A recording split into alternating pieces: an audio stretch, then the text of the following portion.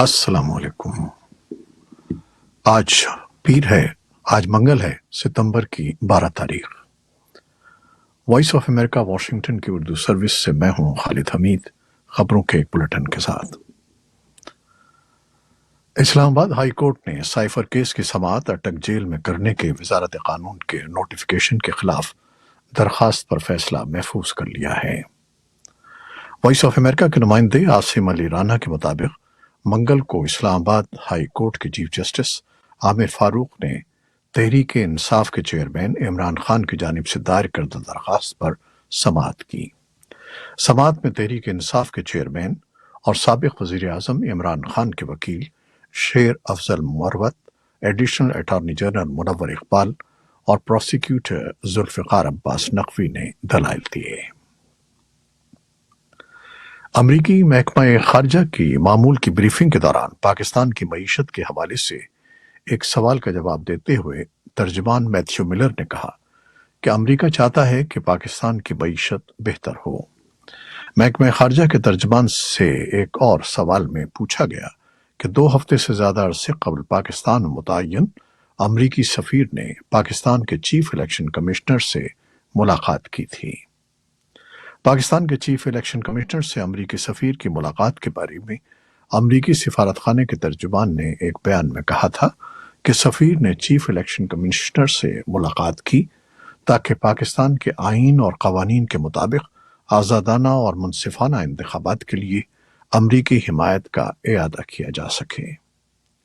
ترجمان ملر کا کہنا تھا کہ وہ اپنے اسی موقف کا اعادہ کرتے ہیں جو پہلے بھی بیان کر چکے ہیں کہ امریکہ پاکستان میں الیکشن کے نتائج کے بارے میں کوئی پوزیشن نہیں لیتا۔ انہوں نے کہا کہ ہم کسی سیاسی جماعت اور کسی امیدوار کی حمایت نہیں کرتے، ہاں ہم وہاں آزادانہ اور منصفانہ انتخابات کروانے پر زور دیتے ہیں جیسا کہ ہم ساری دنیا میں کرتے ہیں۔ امریکہ کے انسداد دہشت گردی کے ادارے نیشنل کاؤنٹر ٹیررزم سینٹر کی ڈائریکٹر کرسٹین زید نے 9/11 کی 22ویں برسی کے موقع پر کہا ہے کہ القاعدہ افغانستان اور پاکستان میں انتہائی کمزور ہو چکی ہے اور اس کی دوبارہ بحالی کا امکان نہیں ہے، اور اس کی وجہ امریکہ اور اس کے اتحادیوں کی 11 ستمبر سن 2001 کے حملوں کے بعد کے برسوں میں کی جانے والی کارروائیاں ہیں۔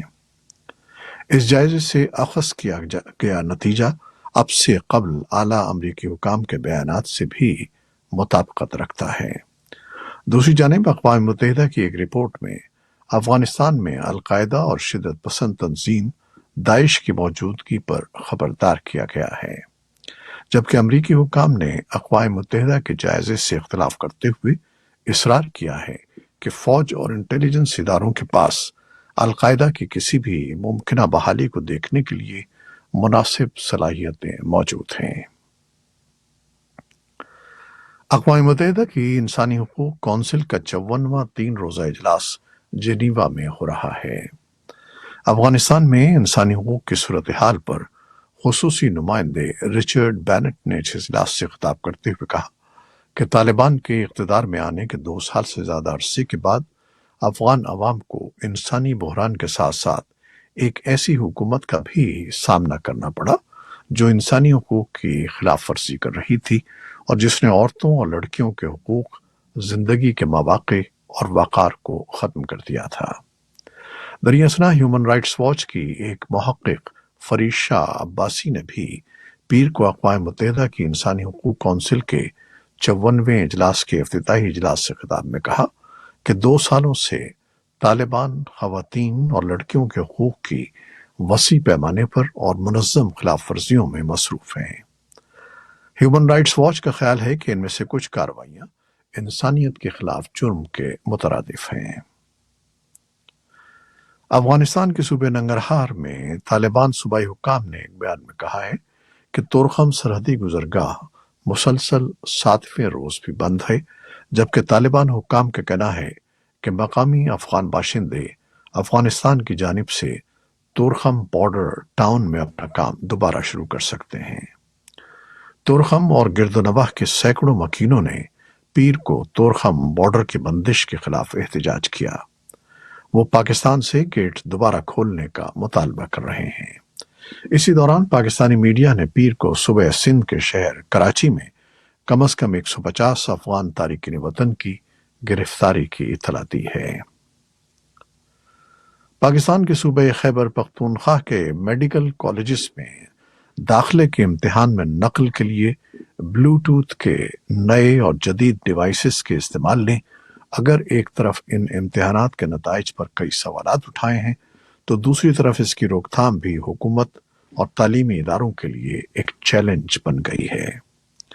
10 ستمبر کو ملک کے مختلف میڈیکل کالجز میں داخلے کے لیے امتحان میں مجموعی طور پر 40,000 طلباء اور طالبات شریک ہوئے، تاہم امتحان کے دوران 40 سے زیادہ طلباء اور طالبات سے قلم اور کارڈ کی شکل میں ایسے بلوٹوتھ برآمد ہوئے جس کے ذریعے وہ مبینہ طور پر باہر موجود سہولت کاروں کے ذریعے سوالات کے جوابات لے رہے تھے۔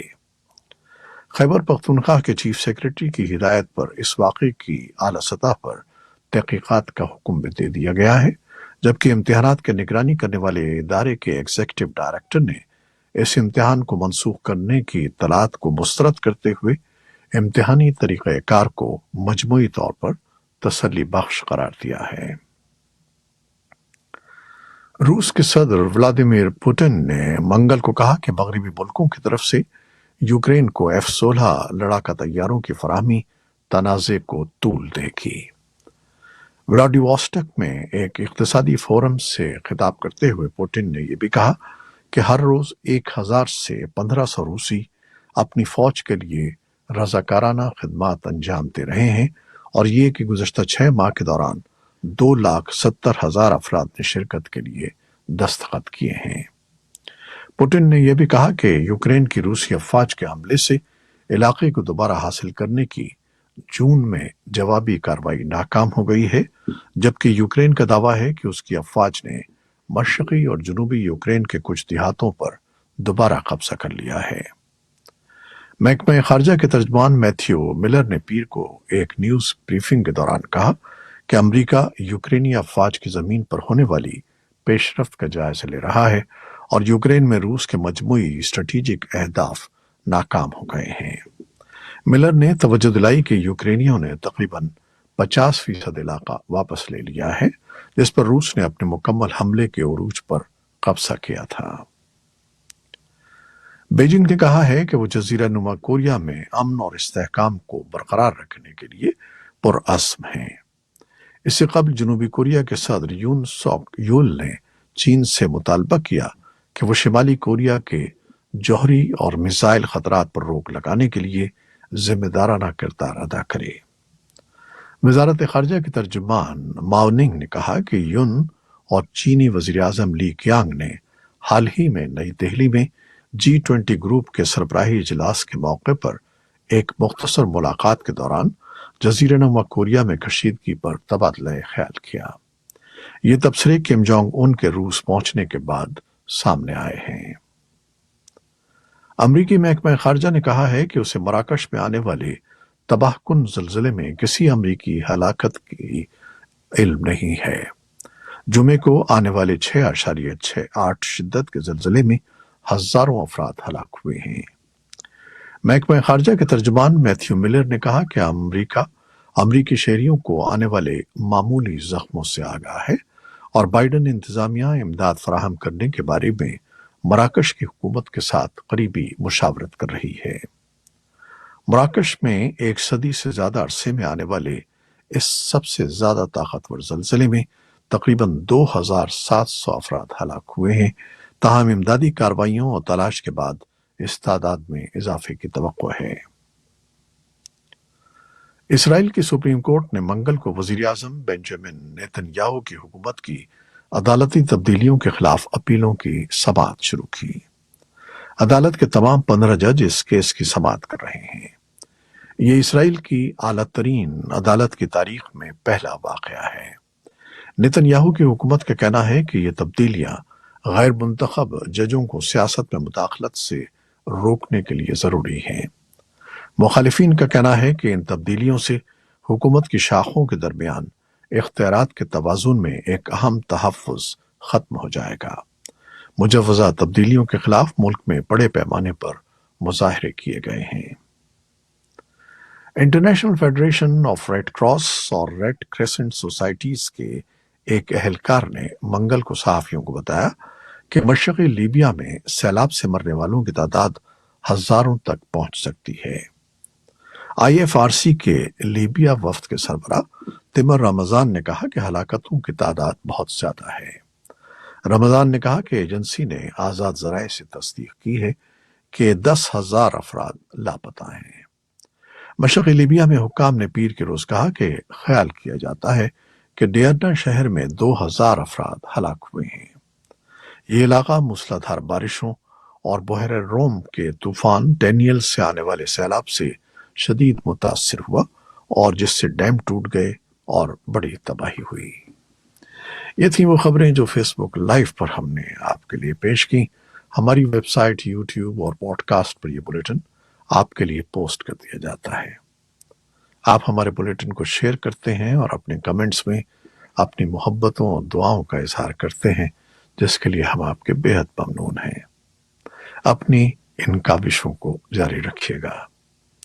نیوز پروڈیوسر عائزہ عرفان اور نیوز ایڈیٹر بہجت جیلانی کے ساتھ خالد حمید کو اب اجازت دیجیے گا۔